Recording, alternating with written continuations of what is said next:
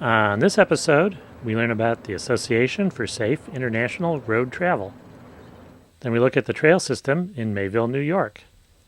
Finally, we talk with Barry Wellar about his transportation research. Stay tuned.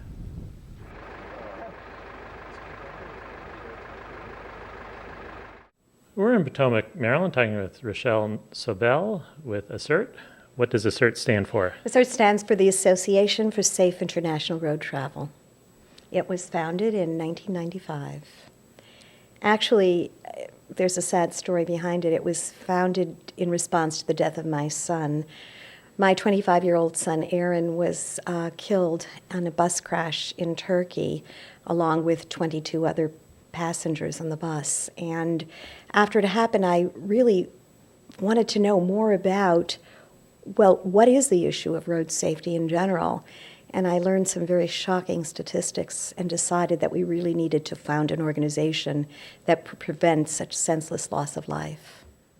What did you find out once you started looking at what the traffic safety situation is around the world? We found out ultimately that over 1 million people die every year on the roads of the world, and an additional 50 million are injured. That it is a serious health burden, and the burden is going to grow dramatically. We also found out that 90% of the deaths, of the fatalities, occur in developing countries, and that unless we do something about it, that statistic is going to double or triple in the next 20 years.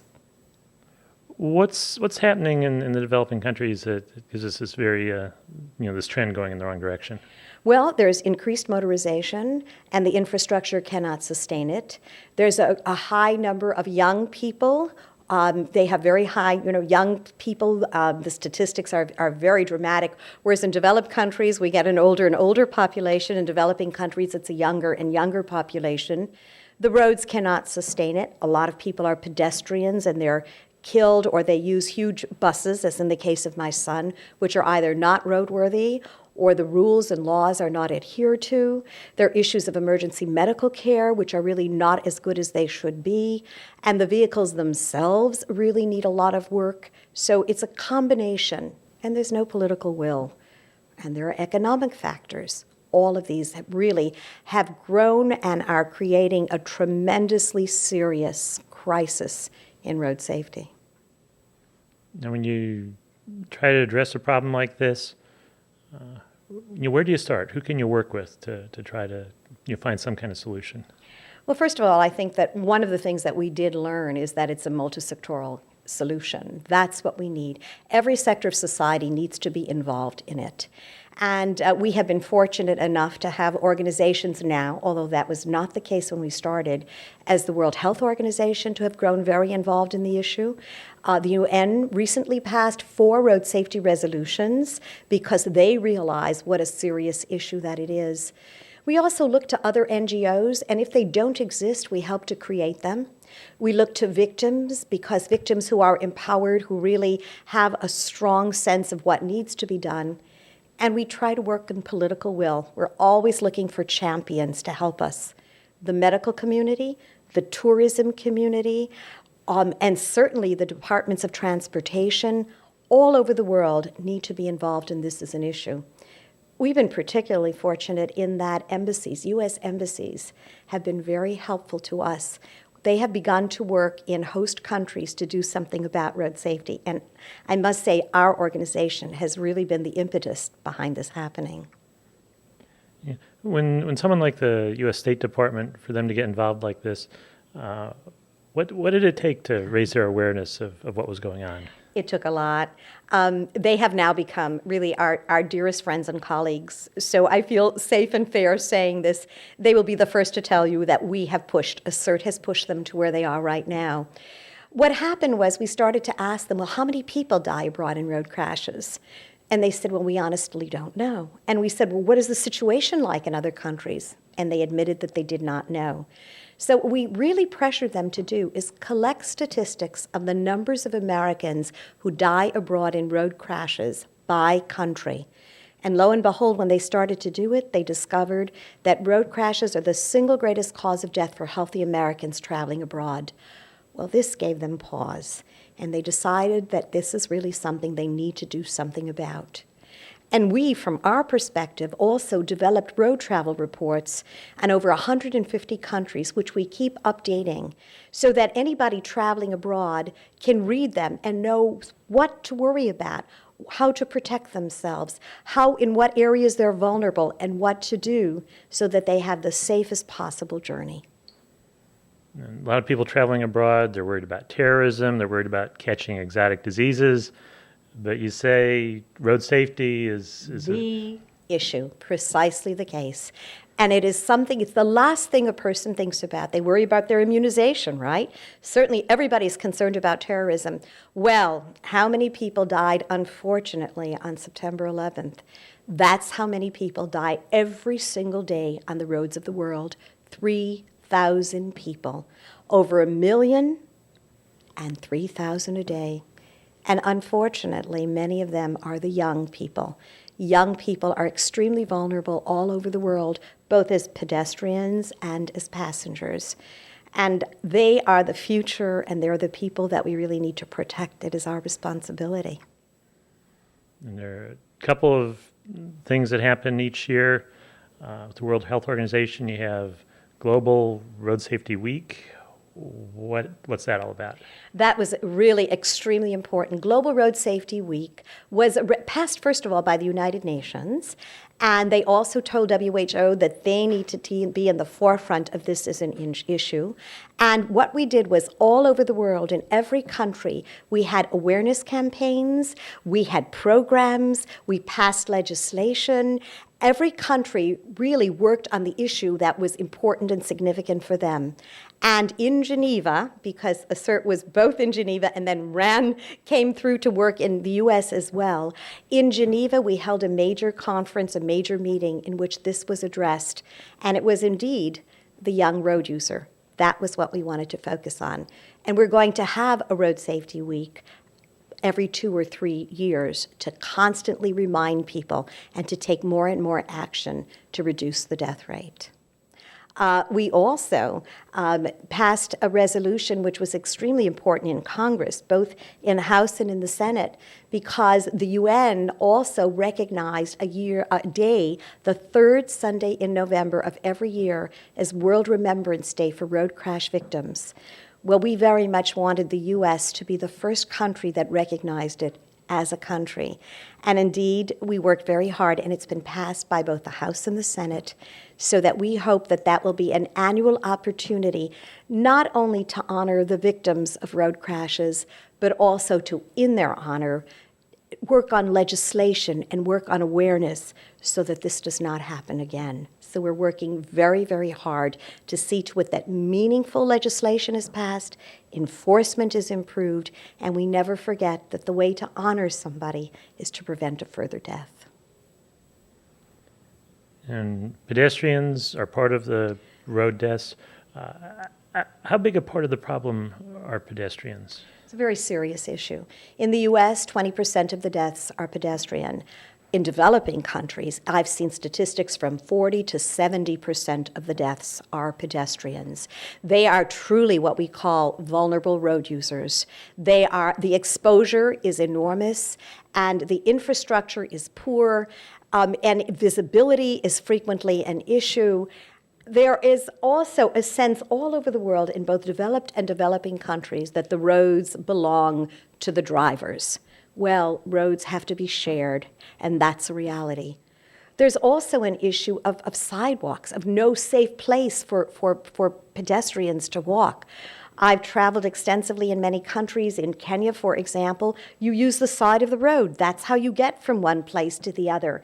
And the big vehicles come by, and it's a very tragic story. There's also a terrible road mix where we have huge lorries, animals, small cars, and people all vying for the same road space.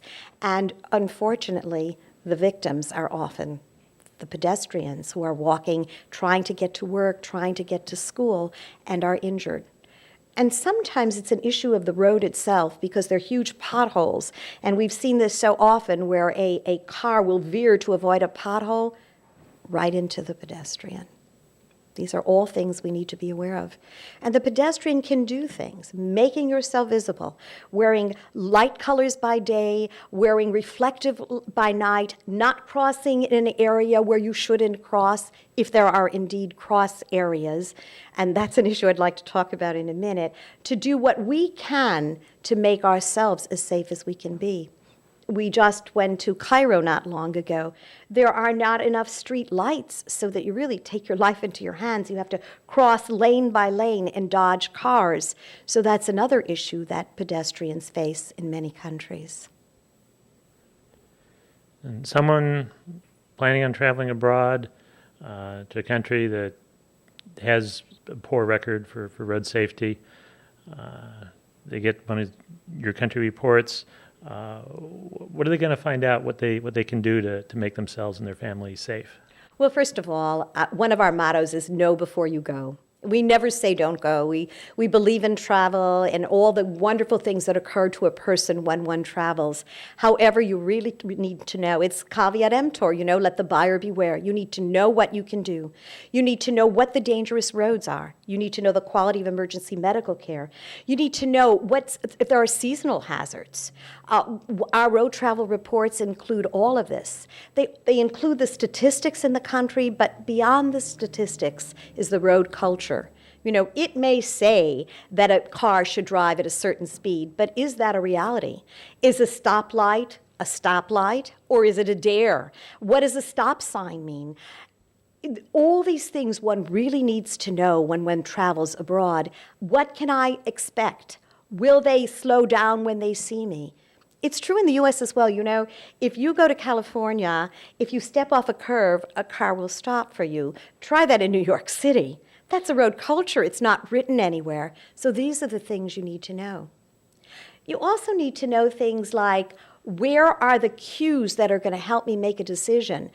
We're used to a stoplight being in a certain place or a stop sign being in a certain place, but it doesn't occur in many places, so that you don't look, it's counterintuitive to a tourist. So we always think of a tourist also as a vulnerable road user, unaware of the risks, unaware of where to look. And our job in ASIRT is really to inform them so that they do indeed know before they go.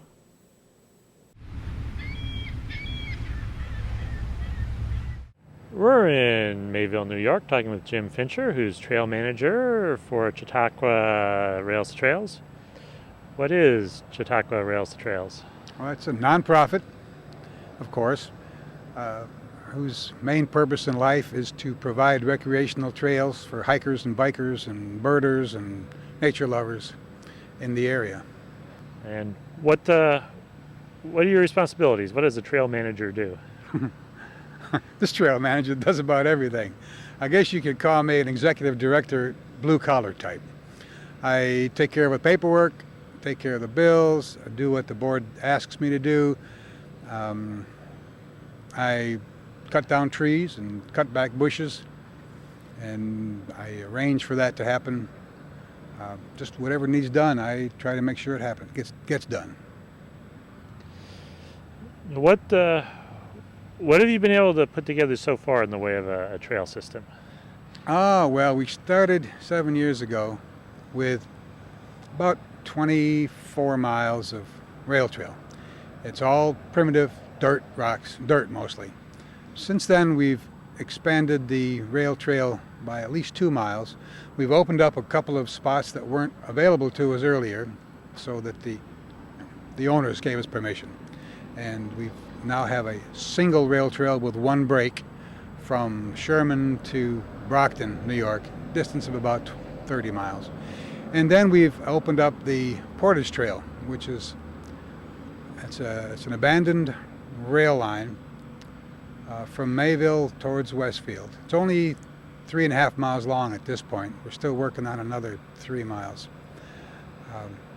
This is where the Indians used to portage their canoes from Lake Erie to Chautauqua Lake here, and then they'd go through the outlet of Chautauqua Lake down into almost to Pittsburgh. And then the French followed the Indians, and the French buried lead plates between here and Pittsburgh and used that as a substantial claim to the Ohio country. And from that followed the French and Indian Wars and 7 Years' War in England, and then the Revolutionary War got involved. So it's a pretty historic trail. A rail line in 1901 put their tracks on the old Porter's Trail, part of the old Porter's Trail, and then they converted to electric. So that's why it's called the trolley line, Porter's Trail / trolley line. And it was the last interurban trolley that was operating in the state of New York. So we've got those two things going. We got some major plans. Long-term plans, we want to develop a trail from Sherman to the state line, Pennsylvania state line, and tie into those trails that are there in Erie County, Pennsylvania. Eventually, there will be a trail from Brockton, New York, through Pittsburgh into Washington, D.C. We want to develop that regional trail system. And we also would love to develop a ring of trails around Chautauqua Lake. Right now we've got the west side of the lake pretty well covered. There is an old railroad on the east side of the lake, about 30 miles long, belonging to National Grid, our power supplier. And if we could find somebody to work that particular part of the trail, I think we could get permission to use it. It takes a couple more bridges and a lot of work to get that in place. But we're looking at it. We want to go that route. And then eventually develop it'll be about a 90-mile ring of trails around Chautauqua Lake, a gorgeous lake, as you can see. What are the benefits when you have, a ring of trails rather than just isolated segments? What are the advantages? People use them more. Bicyclists like to travel 50, 100 miles a day, dedicated bicyclists. We would love to see groups of bicyclists come into the county. We had one group 2 years ago, 300 people came out of Erie, Pennsylvania, came through the county down into Corey, Pennsylvania. People can park their car, take their hike, and come back to the car. They don't have to come back on the same piece of trail. They can see new trail all the way. Now, you've got sort of ambitious plans. Who are all the different actors that you have to work with that are helping you out, or you'll need to get some assistance perhaps in the future to get this all finished? Everybody. We work with the board of directors, who are just folks from all activities. We work with the county Parks Commission, the county legal office, different places. We work with the towns and the villages. We'd work with Niagara Mohawk, National Fuel, our gas provider, because they have lines running down our trails here and there. Let's see. We work with various organizations, various other organizations like the Audubon Society, the Roger Tory Peterson. We would work with some commercial outfits, people that sell bikes, people that sell snowmobiles, because our trails are used by snowmobilers. We have a wide variety of people we would work with. We work with the state, the DEC, Department of Environmental Conservation. We work with the New York State Parks. Let's see, what is that? Parks, Recreation, Historic Preservation Office, which is a state agency. Then the New York Parks and Trails, which is a non-profit, non-state organization involved in trails. Just lots and lots of folks. It's all fun, all good people. Finally, what's this building behind us? This is the old train depot in Mayville, New York, used by the Pennsylvania Railroad. This depot used to be 2 stories high, and upstairs is where the crew who worked like dogs during the week would stay. During the day, they go out and put out the fires caused by embers from the coal burning or wood burning trains. The depot burned down in 1924. They rebuilt this one in 1925. This end, on this end, was for baggage and boxes. On the other end was where the passengers hung out, and it lasted until about 1970 when they shut down the railroad. And are there a lot of pieces of history like this along the trails existing and future ones you plan? There's some. Down south, there are places they call where they have pass-throughs, where the water and the cattle used to go from one side of the track to the other, where it was built up. You can still see those. The Portage Trail has a 200-foot fill. We don't have access to it yet, but when we do, you'll have that 200-foot fill to look at, which used to be the tallest fill in the world. And there's a 300-foot tunnel underneath it, so to allow the water to pass through. There's a spot up here at the old school where the gallows stood that was used for the last public hanging in the state of New York. The legislature outlawed public hangings 2 weeks before this guy was hung, but it took that long for the word to get down here. So it was the last public hanging. We've got a sign commemorating that. There's different historical, natural, man-made features all along the trail. We don't have them all pointed out yet with signs, but we hope to. That's coming. Makes a hike more interesting.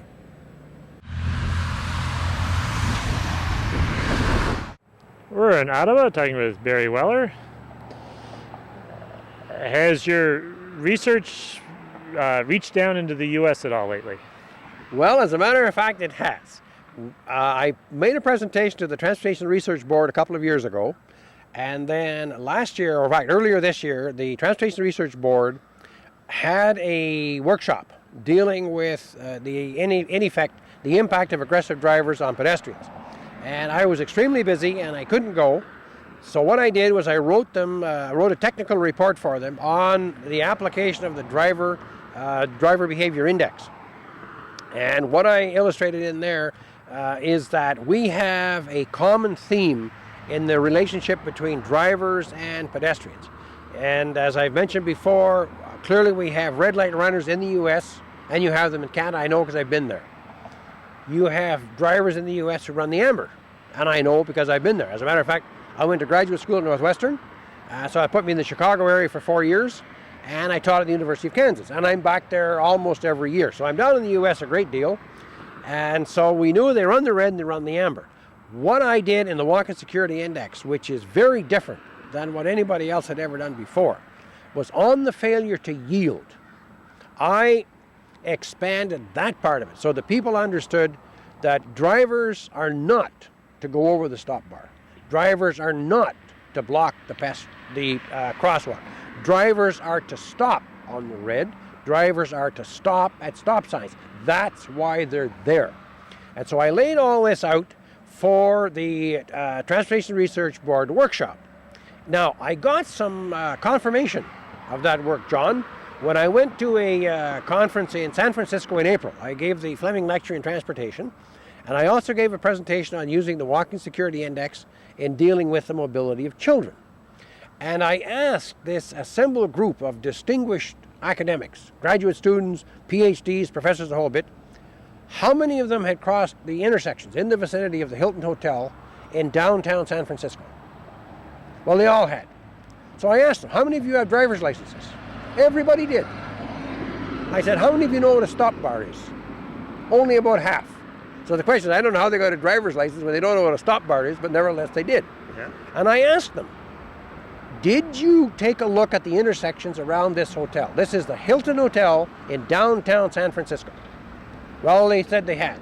I said, how many stop bars did you notice? Well, none of them had noticed any, which means I wouldn't trust my intersection design work to these people. Although they're all good students and good faculty members, they obviously don't pay attention to detail. There are 4 intersections abutting the downtown Hilton Hotel in San Francisco. There are 0 stop bars, not one single stop bar. So that a child doesn't know where the cars are stopping, a senior doesn't know where they're stopping, there's actually no room to move.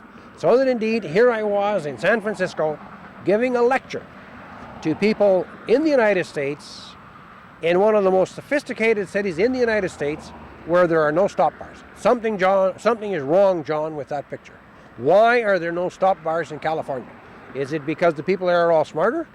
Do we all become smarter because we go to California, we drive up from Idaho, and all of a sudden we don't need stop bars to tell us where to stop? No, there was something seriously wrong. So I go back and forth, and I have many contacts in the United States. I have a lot of inquiries from graduate students at U.S. schools who want to expand the work that I'm doing, because I guess I was the first geographer to actually illustrate how intersections are in fact geographical. That's what they are. To get from point A to point B, like I'll give you a very interesting point. When you have an intersection, pedestrians actually, to get from kitty corner, actually have to cross two legs in the vast majority of cities. Why is that? Why should pedestrians have to cross two pieces of roadway to get kitty corner? Why don't you just go kitty corner? See, if you were designing intersections for pedestrians, that's exactly what you would do. Now, you can go to Denver and you can find those. You can find them in Cincinnati. Now, are those two cities smarter than everybody else? I don't know, but it sure appealed to me. I don't like the idea of having to walk the extra leg instead of just going across. Why should I have to walk two legs? So I'm down to the U.S. and I'm doing a lot of communications with U.S. groups who, in fact, we took the Walking Security Index here and actually applied it in Florida. We changed snow that we have to worry about here to heat, whereby if you go to intersections, why aren't there trees at intersections so that pedestrians have some shelter? Why should you have to stand out in 120-degree heat with no trees? There are no trees because I guess drivers don't need them. They're sitting in air-conditioned cars. Pedestrians are walking. There should be shade trees at intersections. So these are the kinds of things that I'm talking to my colleagues and anybody from the U.S. who happens to contact me. This is a worldwide problem and a worldwide situation for the pedestrian that in large measure there's great commonalities. They're really treated as second, third, or fourth class citizens in the vast majority of countries, and my work is intended to show that pedestrians are first class citizens and the time for them to be treated like first class citizens is overdue. Visit us on the internet at www.pedestrians.org.